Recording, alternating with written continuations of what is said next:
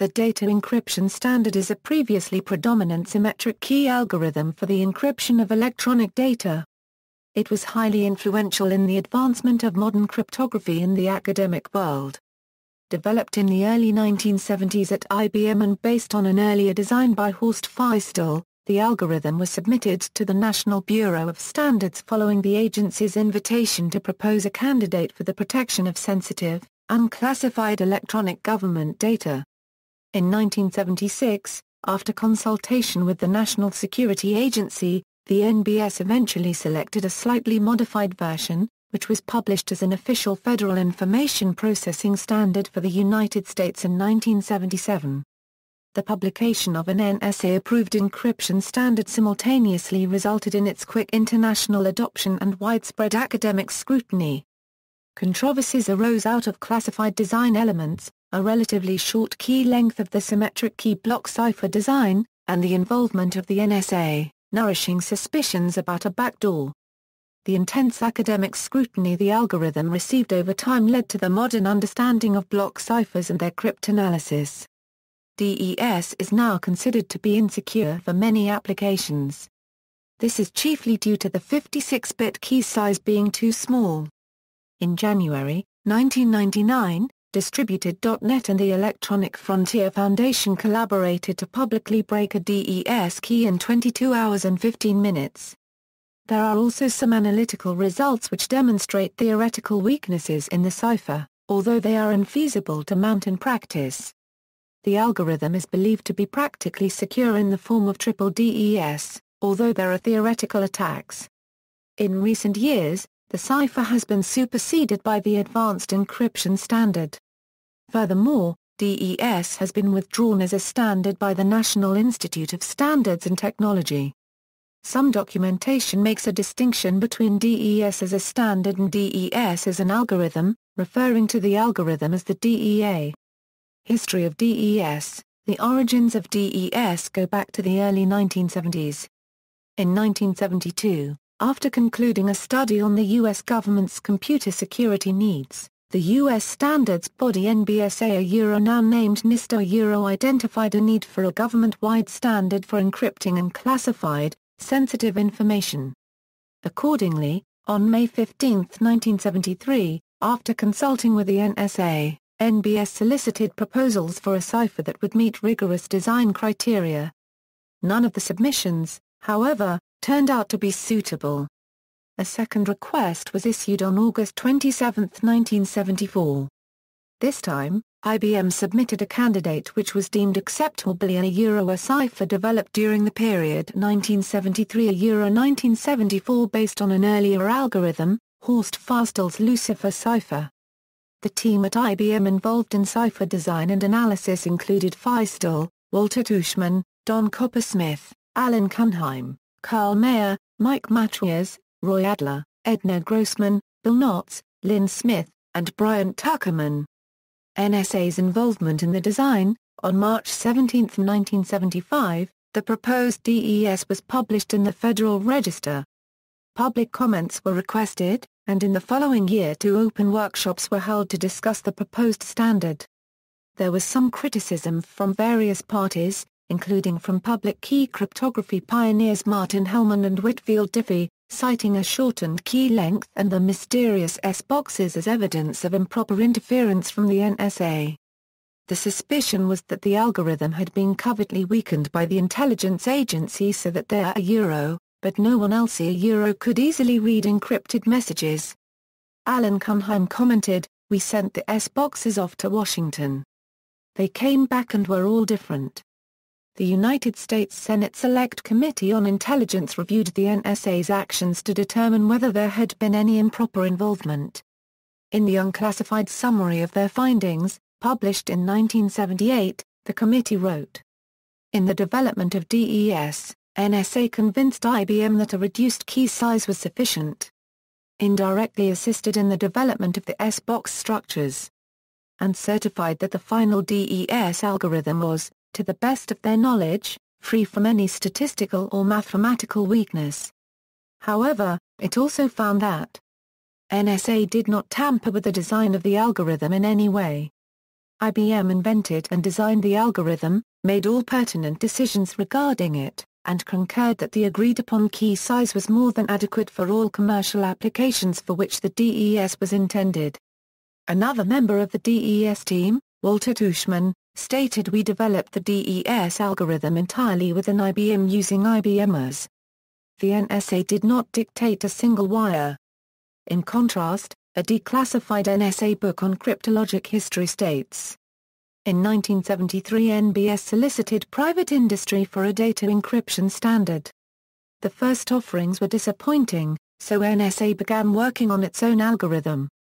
Then Howard Rosenblum, Deputy Director for Research and Engineering, discovered that Walter Tuchman of IBM was working on a modification to Lucifer for general use. NSA gave Tuchman a clearance and brought him in to work jointly with the agency on his Lucifer modification. And NSA worked closely with IBM to strengthen the algorithm against all except brute force attacks and to strengthen substitution tables, called S-boxes. Conversely, NSA tried to convince IBM to reduce the length of the key from 64 to 48 bits. Ultimately they compromised on a 56-bit key. Some of the suspicions about hidden weaknesses in the S-boxes were allayed in 1990, with the independent discovery and open publication by Eli Biam and Odi Shamir of Differential Cryptanalysis, a general method for breaking block ciphers. The S-boxes of DES were much more resistant to the attack than if they had been chosen at random, strongly suggesting that IBM knew about the technique in the 1970s. This was indeed the case. In 1994, Don Coppersmith published some of the original design criteria for the S-boxes. According to Stephen Levy, IBM Watson researchers discovered differential cryptanalytic attacks in 1974 and were asked by the NSA to keep the technique secret. Coppersmith explains IBM's secrecy decision by saying, "That was because differential cryptanalysis can be a very powerful tool, used against many schemes, and there was concern that such information in the public domain could adversely affect national security." Levy quotes Walter Tuchman, "He asked us to stamp all our documents confidential. We actually put a number on each one and locked them up in safes, because they were considered U.S. government classified. They said do it. So I did it." Bruce Schneier observed that it took the academic community 2 decades to figure out that the NSA tweaks actually improved the security of DES. The algorithm as a standard, despite the criticisms, DES was approved as a federal standard in November 1976, and published on January 15, 1977 as FIPS Pub 46, authorized for use on all unclassified data. It was subsequently reaffirmed as the standard in 1983, 1988, 1993, and again in 1999, the latter prescribing triple DES. On May 26, 2002, DES was finally superseded by the Advanced Encryption Standard, following a public competition. On May 19, 2005, FIPS 46-3 was officially withdrawn, but NIST has approved triple DES through the year 2030 for sensitive government information. The algorithm is also specified in ANSIX 3.92, NIST SP 800-67 and ISO IEC 18033-3. Another theoretical attack, linear cryptanalysis, was published in 1994, but it was a brute force attack in 1998 that demonstrated that DES could be attacked very practically, and highlighted the need for a replacement algorithm. These and other methods of cryptanalysis are discussed in more detail later in this article. The introduction of DES is considered to have been a catalyst for the academic study of cryptography, particularly of methods to crack block ciphers. According to NIST retrospective about DES, the DES can be said to have jump-started the non-military study and development of encryption algorithms. In the 1970s there were very few cryptographers, except for those in military or intelligence organizations, and little academic study of cryptography. There are now many active academic cryptologists, mathematics departments with strong programs in cryptography, and commercial information security companies and consultants. A generation of cryptanalysts has cut its teeth analyzing the DES algorithm. In the words of cryptographer Bruce Schneier, DES did more to galvanize the field of cryptanalysis than anything else. Now there was an algorithm to study. An astonishing share of the open literature in cryptography in the 1970s and 1980s dealt with the DES, and the DES is the standard against which every symmetric key algorithm since has been compared. Chronology, description. For brevity, the following description omits the exact transformations and permutations which specify the algorithm. For reference, the details can be found in DES supplementary material. DES is the archetypal block cipher, an algorithm that takes a fixed-length string of plaintext bits and transforms it through a series of complicated operations into another ciphertext bit string of the same length. In the case of DES, the block size is 64 bits. DES also uses a key to customize the transformation, so that decryption can supposedly only be performed by those who know the particular key used to encrypt. The key ostensibly consists of 64 bits.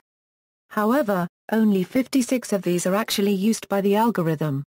8 bits are used solely for checking parity, and are thereafter discarded. Hence the effective key length is 56 bits, and it is always quoted as such. The key is nominally stored or transmitted as 8 bytes, each with odd parity. According to ANSIX 3.92-1981, Section 3.5. 1 bit in each 8-bit byte of the key may be utilized for error detection in key generation, distribution, and storage. Bits 8, 16, 64 are for use in ensuring that each byte is of odd parity.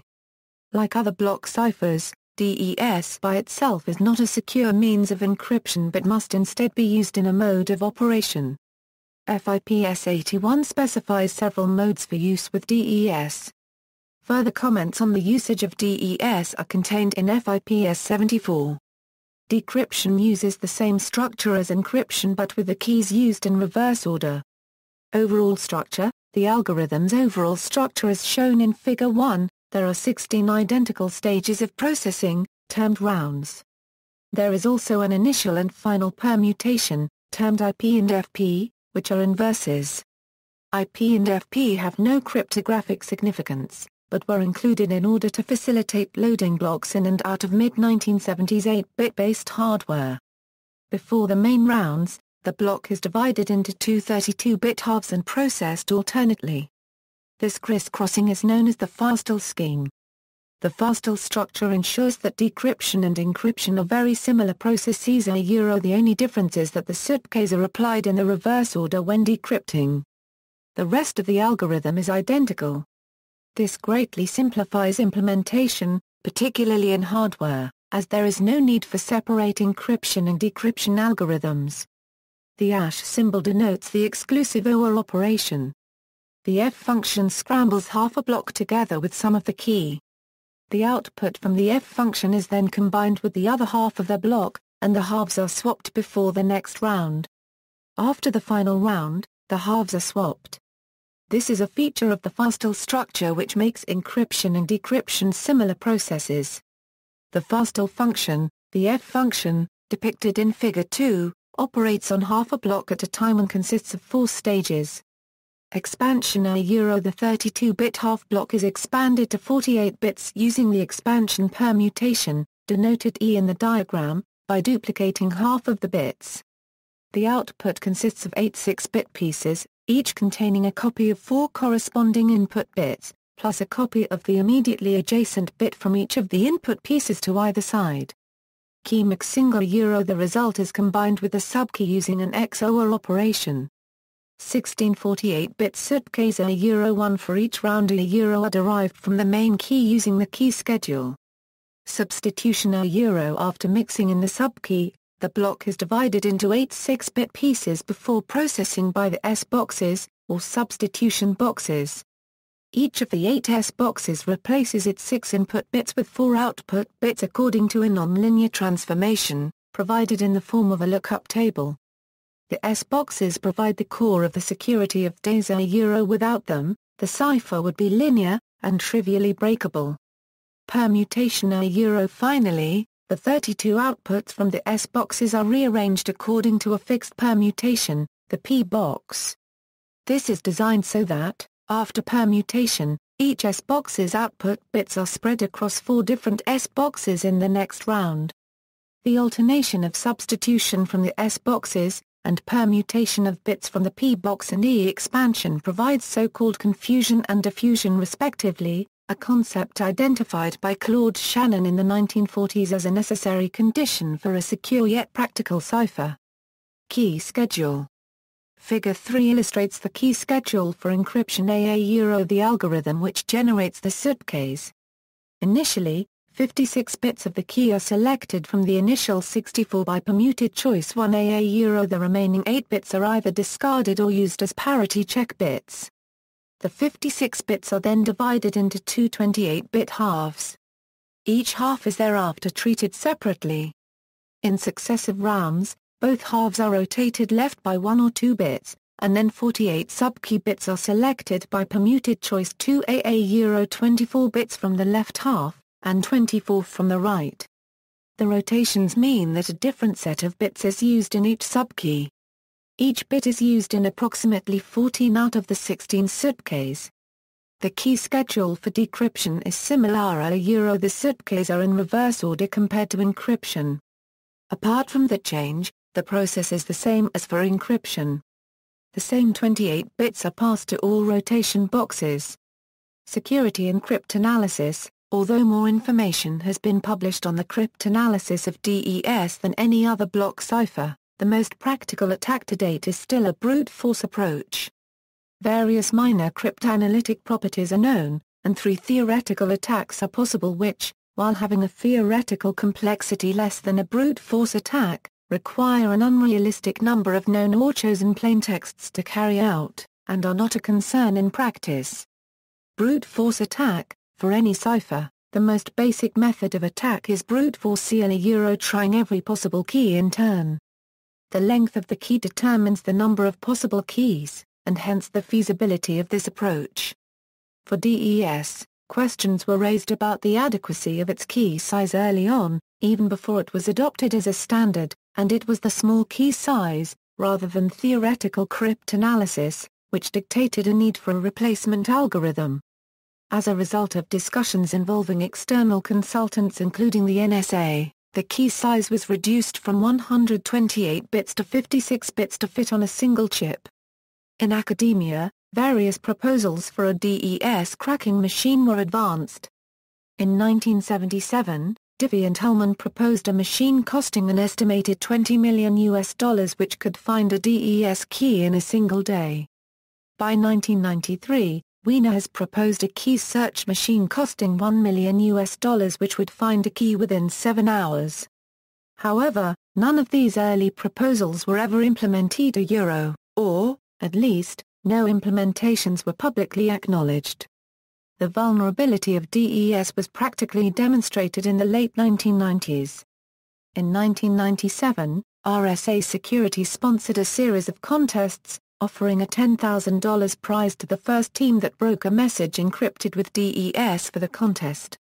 That contest was won by the Decryption project, led by Rock Versa, Matt Curtin, and Justin Dolsk, using idle cycles of thousands of computers across the Internet.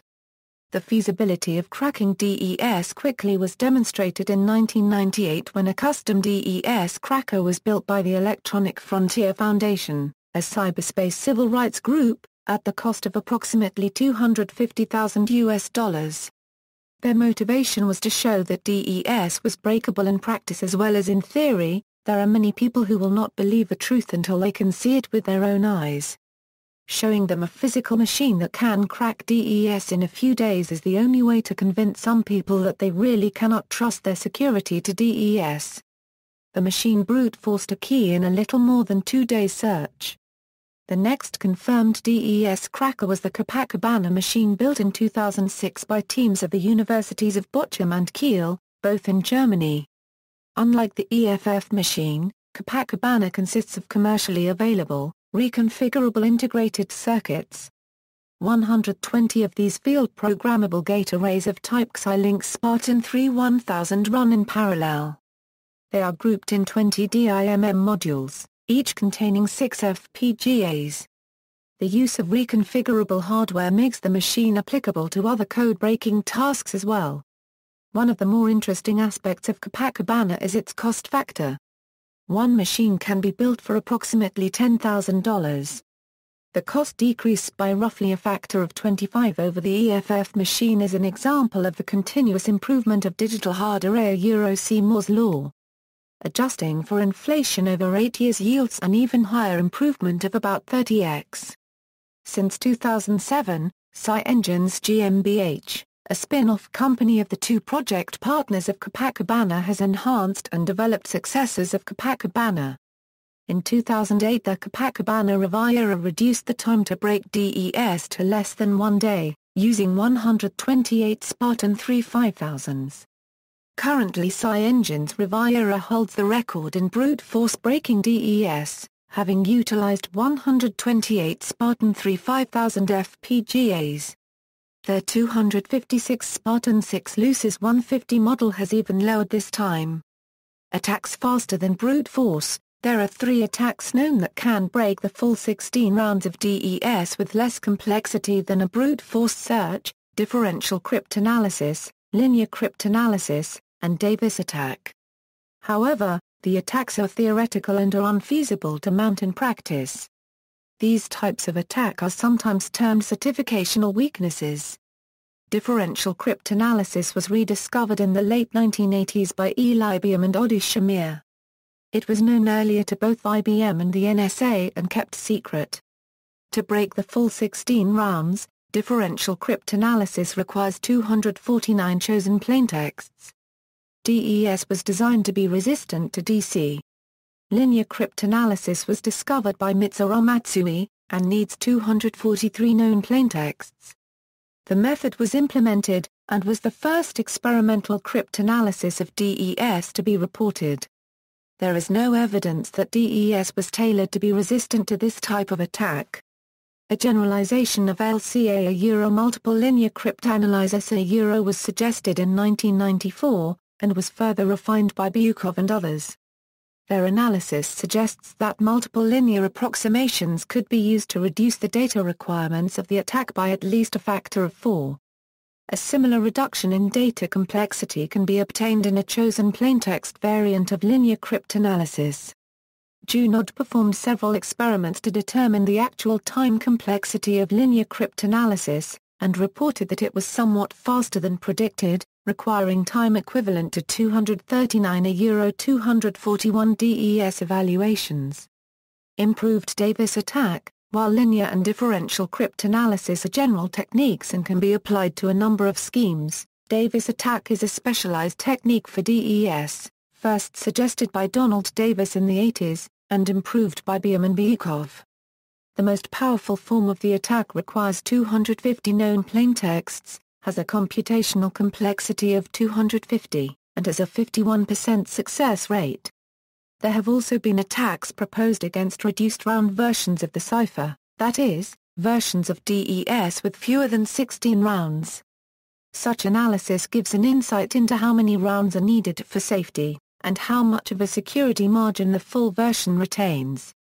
Differential linear cryptanalysis was proposed by Langford and Hellman in 1994, and combines differential and linear cryptanalysis into a single attack. An enhanced version of the attack can break 9-round DES with 215.8 chosen plaintexts and has a 229.2 time complexity. Minor cryptanalytic properties. DES exhibits the complementation property, namely that whereas the bitewise complement of denotes encryption with key and denote plaintext and ciphertext blocks respectively.